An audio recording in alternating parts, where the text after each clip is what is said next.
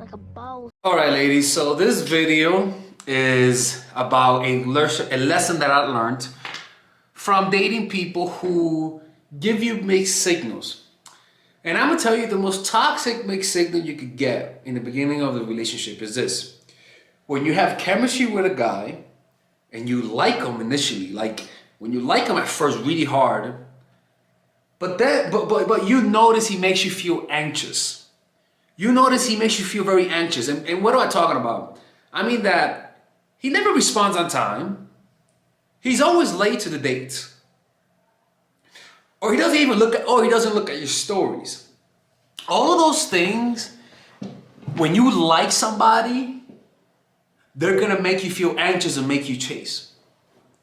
And let me tell you something. By the way, people, support me as an artist and purchase my t-shirts. We have tank tops, we have sweaters, everything. You can purchase them in the description down below. Support artist Alex, people, that's right.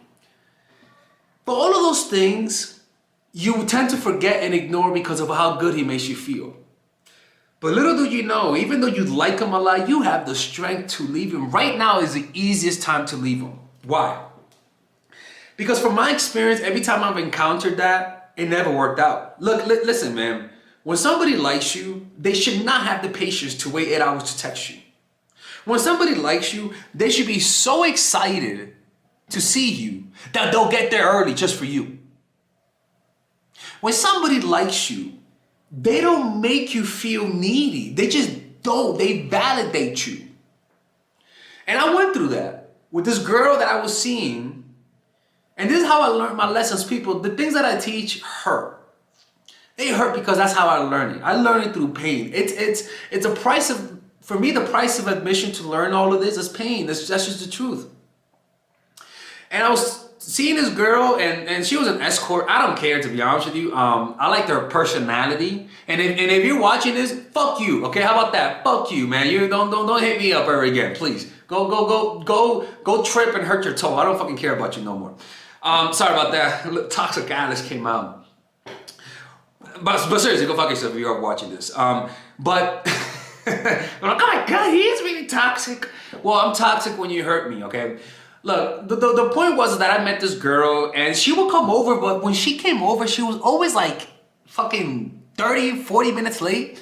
And I wouldn't mind because she was coming to my place. It's not like I was waiting somewhere. So I kind of like, how can I say this? Tolerated it, even though I shouldn't tolerate it. But I tolerated it because in my mind, she was coming to my place, so I get it. But then she will always take 5 to 6 hours to respond, right? And sometimes I would message her on Instagram and she will look at my story but not respond, or post a story and not respond. But then when she will respond with so much happiness that it made me feel like maybe it was a mistake. And then she would do stuff like that, like, or one time, remember when I got mugged? The day that I got mugged, I messaged her. I was like, yo, can you come over and sleep over? I wasn't looking for sex. I was like, just come over and sleep over. I just need some company. You know, I was really vulnerable. I was like, I need company. She came over, but she had to leave like 40 minutes afterwards. But then I was like, yo, can you come back? Like, you could just sleep over here. I'll call you an Uber. She was like, sure. And I was like, call me, because I'm going to be asleep. This bitch decides to fucking text me on Instagram. She's like, hey, are you up? When I clearly told her clearly told her to call me because I wasn't going to see. Anyway, so I ignored her. And then I deactivated my Instagram. But then I messaged her on my other Instagram, my art account. I messaged her, she didn't respond. But she would respond to my other Instagram, but not that Instagram. You see, people, you see those things, when you like somebody, you're not going to be able to see things, but you can have an instinct. And that instinct is that you feel anxious. You feel resentful.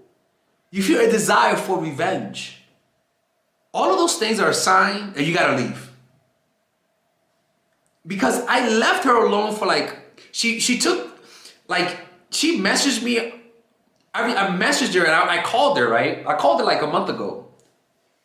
And I was like, call me back when you get the time.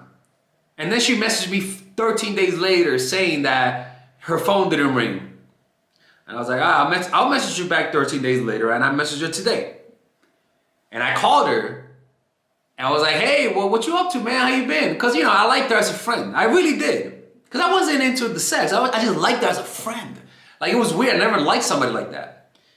You know what I'm saying? So she then tells me, oh, I'm married. This bitch got married in 1 month. You believe that shit? Fucking married in 1 month. I was like, okay, so there's no hope. So I was like, look, bitch, I know exactly what the fuck you're doing. Anyways, so I told her off, right? And I was like, look, you could have easily called me, and as a friend, you didn't call me. She was like, well, all right. I was like, you know what? Fuck yourself, man, and hung up.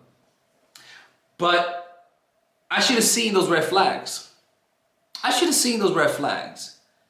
And sometimes the emotions of liking somebody blinds you from what's in front of you. And what I've learned, anytime somebody makes you feel anxiety when you regularly don't, and that's the thing, if you're not somebody who suffers from anxiety, this applies, but if you suffer from anxiety, I think you're gonna conflict the two. But what I'm saying is that I could have prevented this if I would have just cut her off in the beginning.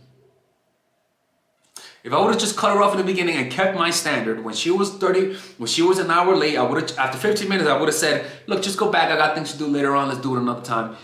If I would have just followed my rules, I would not have made those mistakes. Look, man, anytime a guy just for some reason is always texting you back late, look, that's going to make you feel, and if you feel anxiety, look, you don't have to tolerate that shit, man. You really don't. He's not the only dick on the planet. You don't have to tolerate that. Look, I'm being serious. From now on, anytime and this usually happens when I like the girl and we have good chemistry. Anytime a guy takes 5 hours consistently, 3 hours consistently, when everybody responds on time, this bitch, all of a sudden, is a fucking ambassador of the United Nations and she doesn't have the time to text you back in Mexico by that means. I'm just gonna call her out after a few times. I'm like, look, man, I would like to talk to you, but if this is how you text, we're not gonna work out. It's that simple. That's what I'm gonna start doing.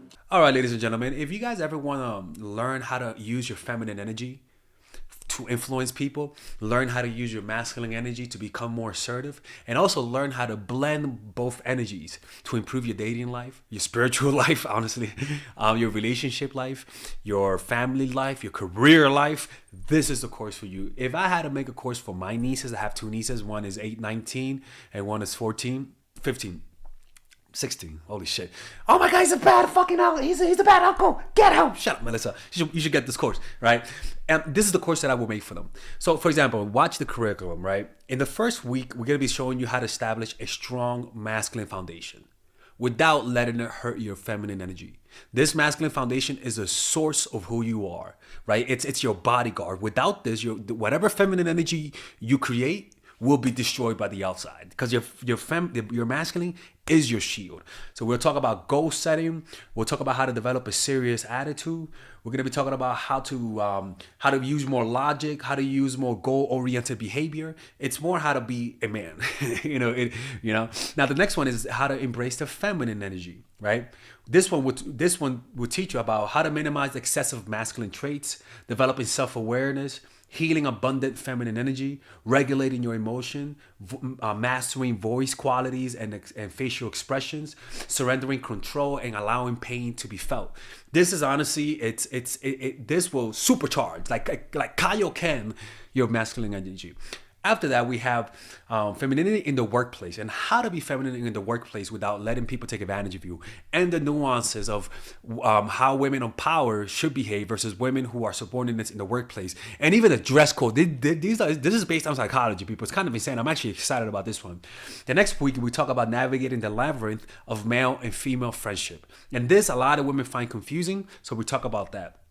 And how to identify envious friends, how to identify the good friends, how to keep male friends, and how to keep female friends.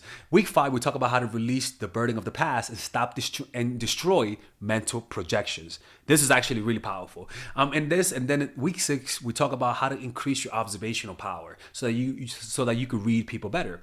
And we have a bunch of bonuses. The course starts at $99, and you guys can pre-order the course today at $69 before it goes out. If you're watching this, most likely I'm in the meditation retreat, so most likely I will be praying for all of you guys. And just click on the description down below of the video. Right there, you'll see it, and you could pre-order that course. It's gonna be out by the end of next month or the beginning of February of March. One of the two people, because I have a 10-day retreat to do, and I want to finish the course after the retreat, because I think the ideas are gonna be so much better. All right, man. I'll see you guys later. Pre-order, man. I'm closing the channel.